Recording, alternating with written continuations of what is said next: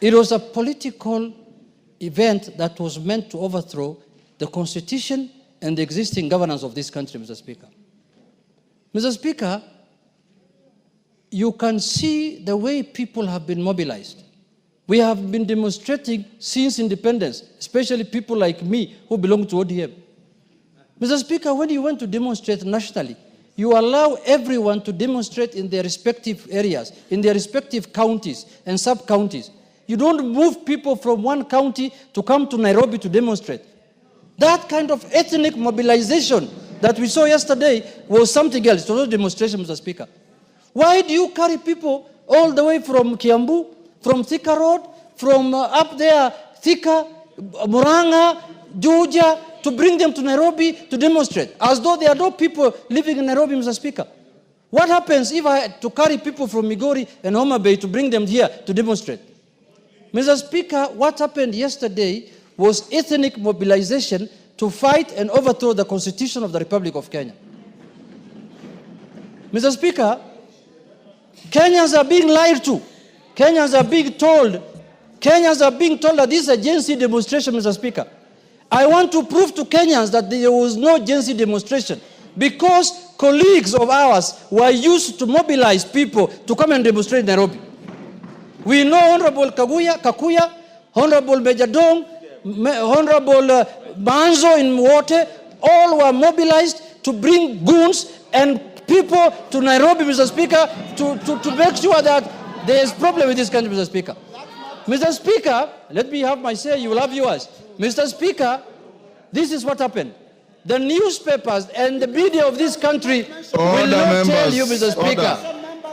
Mr. Speaker, Mr. Speaker, people have not been used. Without a substantive Mr. Speaker, he cannot mention. Mr. Speaker, Mr. Speaker, take your seat. Order. Take your seat. If order.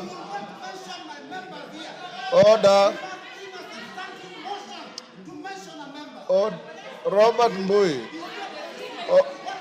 Order, Robert Mbui. Take your seat. That is not how to make your point. Take your seat. Take your seat. Robert Mbui, take your seat. Order, members. Order, members. Order, members. Robert Mbui. Order, members. Honorable Robert Mbui. Order. Order, honorable members.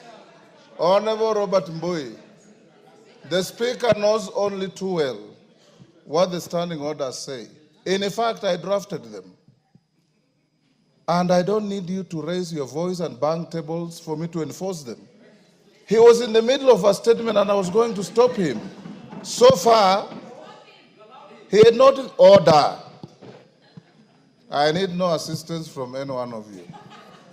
Honorable Robert Mbui, you have a point, but you can prosecute it honorably and decently.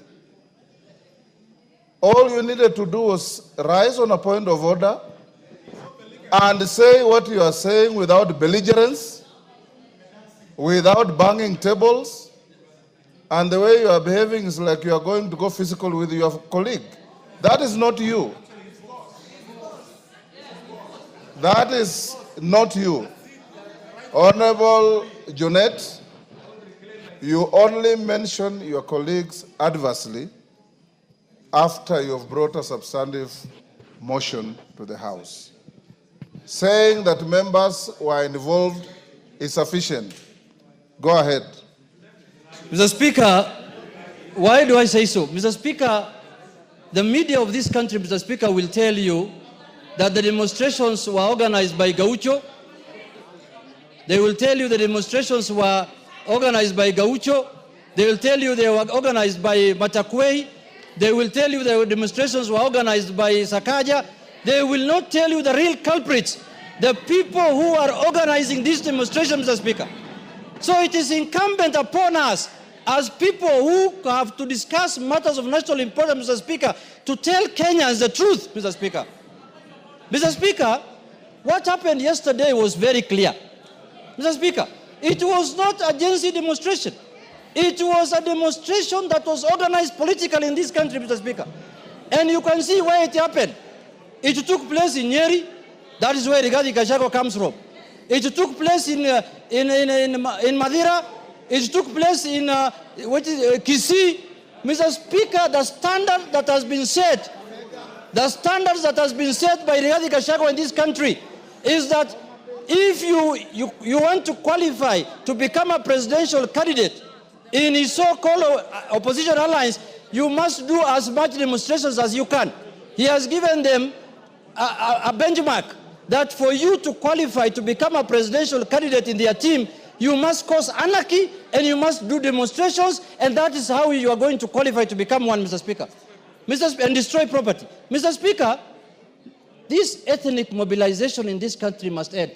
Demonstrations must be for all Kenyans. Why do you destroy the property and the livelihoods of your own community, Mr. Speaker? Mr. Rigathi Gachagua. Mr. Speaker, you can see the kind of planning that has been put into this matter. You can see the kind of money that has been paid to this matter, Mr. Speaker. Mr. Speaker, we must call a spade if we are to save this country, Mr. Speaker. Mr. Speaker, I am standing to move them. Mr. Speaker, yes, my second point. Order. Yes, Wanjiku Moya, what is it? Honorable Speaker, you just ruled few minutes ago that Honorable Junet should substantiate when he's mentioning the names of persons on this floor. Was Honorable Rigathi in Homa Bay? Was Honorable Rigathi in Mombasa? Was Honorable Rigathi in Kakamega? Was Honorable Rigathi everywhere? Order. Order, Honorable Wanjiku. Gone. Order. Gone.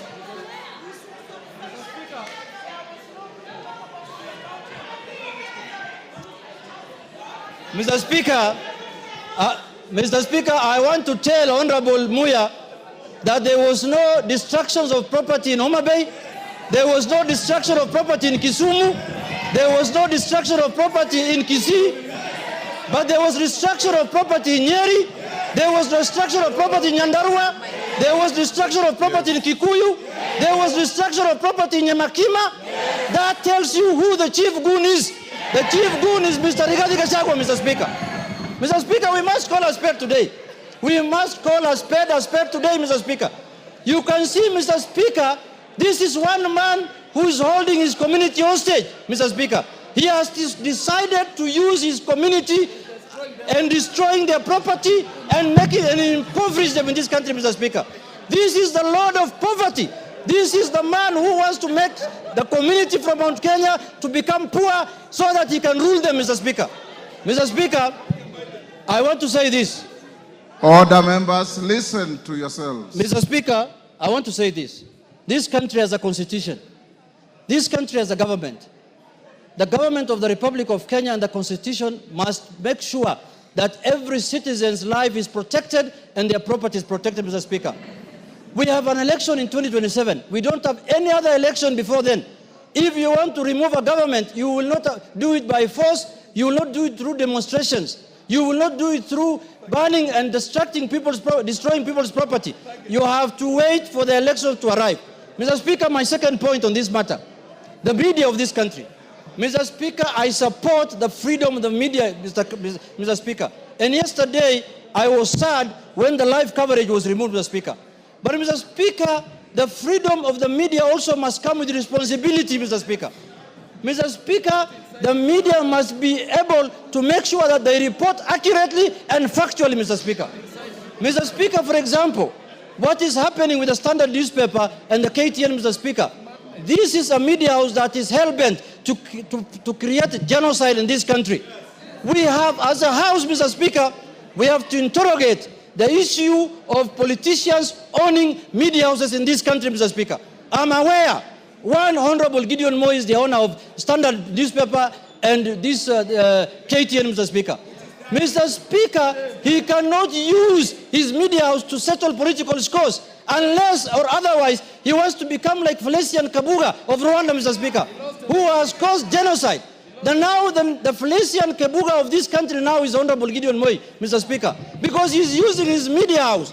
Like the way Radio Mill Collins was used in Rwanda to cause genocide, where 800,000 people were lost, Mr. Speaker. We must call a spade, Mr. Speaker. The media house, the media must enjoy their freedom. The media must be allowed to do their work. The media must be allowed to exercise their constitutional rights, Mr. Speaker. But the media that is owned by politicians who are trying to use their media houses to settle political scores, Mr. Speaker, we must call them out here because they will cause genocide in this country, Mr. Speaker. I am told Gideon Moi is the one who used to keep Felician Kabuga in Kenya when his father was the president. And he was hiding here. Maybe he learned those bad manners from Felician Kabuga, Mr. Speaker. Mr. Speaker, I want to say this. Yes, Kagusha, what is it? Honorable Kagusha. Honorable Speaker, is it in order for the honorable member to continue mentioning the names of honorable members, either present or who have been in this house before, adversely in this house without a proper motion? Honorable Speaker, on the same... Take your seat. Honorable Kagusha, you have been a Speaker of Account Assembly before. Take your seat. Take your seat. Take your seat. Honorable Kagusha, you have been a Speaker of Account Assembly before. The standing orders that we wrote for this House are applicable where you are Speaker. When he mentioned sitting members of Parliament and Robert Moi protested, I stopped him. Order. Order. Honorable Kagusha, as a first-term MP, if you think you'll gain traction by being sent out of the House, I will not send you. Just take your seat and become and participate in debate. You want to speak, I'll give you an opportunity. But don't be rowdy. Former members of this House don't enjoy the privileges sitting members enjoy. Read your standing orders properly. Go on, Junet. Mr. Speaker, you know, Honorable Kagusha was the Speaker for Nyeri County Assembly. This is National Assembly. It's a different area. This is a different place, Mr. Speaker. Mr. Speaker, I want to say this. Mr. Speaker, this country, there are people in this country who are hell-bent to take this country to anarchy, Mr. Speaker. Just because we impeached them. Just because they lost a job. And they lost their jobs because of their bad manners, Mr. Speaker, of creating division, telling Kenyans you have shares, you have no shares. That is why he was impeached. Now, when you get impeached and you lose your job, you want to take this country to anarchy, Mr. Speaker. Mr. Speaker, and impoverish people. Mr. Speaker, we will not allow that. Yesterday, we were told we were commemorating the Gen Z's death, Mr. Speaker. Is Honorable Kalonzo Musyoka Gen Z? Is Eugene Wamalwa Gen Z? Is Rigathi Gachagua Gen Z? Is Jimmy Wanjiga Gen Z? Is Maraga Gen Z of all people? What Gen Z was there for us to see yesterday? We saw all the men who are supposed to retire, who are running around here, running for political office, Mr. Speaker. Mr. Speaker, when Baby Pendo was killed in Kisumu, Mr. Speaker, Eugene Wamalwa was a cabinet minister, Mr. Speaker, of the Republic of Kenya. When we passed the draconian laws of the security laws in this House, Mr. Speaker, Justin Muturi was the Speaker. When the IG, the independent office of the IG was mutilated in this office, Mr. Speaker, Justin Muturi was the Speaker, Mr. Speaker. Now, Justin Muturi now says he wants to be chair of some commission called Justice Commission. That commission must start by investigating Muturi himself, Mr. Speaker, because he's the one who has caused the highest atrocities in this country by occupying the office of the Speaker, Mr. Speaker. And all those are on record, Mr. Speaker. We are not going to keep quiet anymore because we can see our country. They want to take our country down to the dogs, Mr. Speaker. They want to make Kenya a banana republic. Give him a minute. If you want to remove William Ruto as the President of the Republic of Kenya, wait for 2027. There will be an election on the 10th of August, 2027. Mr. Yes. Speaker, I want to conclude by saying this. Kenya is a constitutional democracy.